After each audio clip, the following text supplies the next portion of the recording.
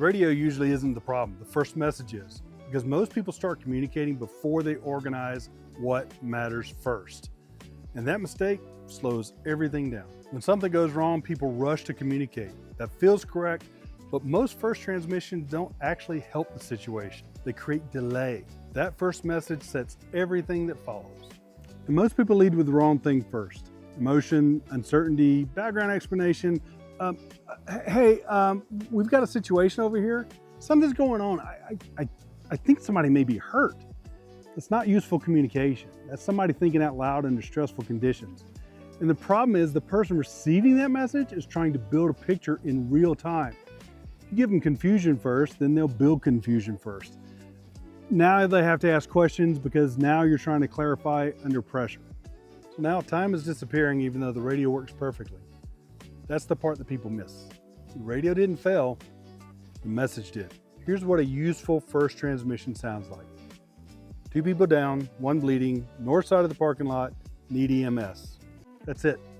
No buildup, no story, no unnecessary detail, because the first message doesn't need to be complete.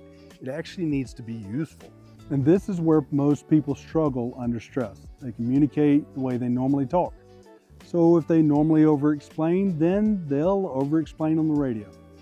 If they soften bad news, then they soften the message. If they think out loud, they transmit confusion. You don't suddenly become clear under stress. You default to, well, what you already know, your habits. That's why structure matters more than the equipment. And the structure is simple: problem, location, need. What that equates to is what happened, where it is, what's required. Everything else can come after, because the person receiving that message doesn't need the full story yet. They need enough information to act.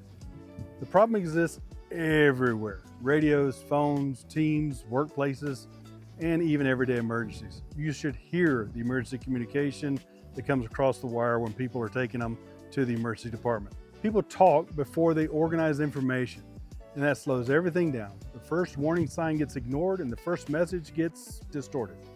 And both of those happen actually before the situation ever gets out of control. So the next time something goes wrong, resist the urge to explain everything immediately and start with what matters first: problem, location, need. Because the first transmission either speeds the response up or becomes part of the problem. You don't need perfect communication in an emergency, but you do need usable communication. And most delays don't start with broken equipment. They actually start with people sending the wrong information first. Problem, location, need. Most people never train that. They forget, or they just don't care. That's why the first message usually fails.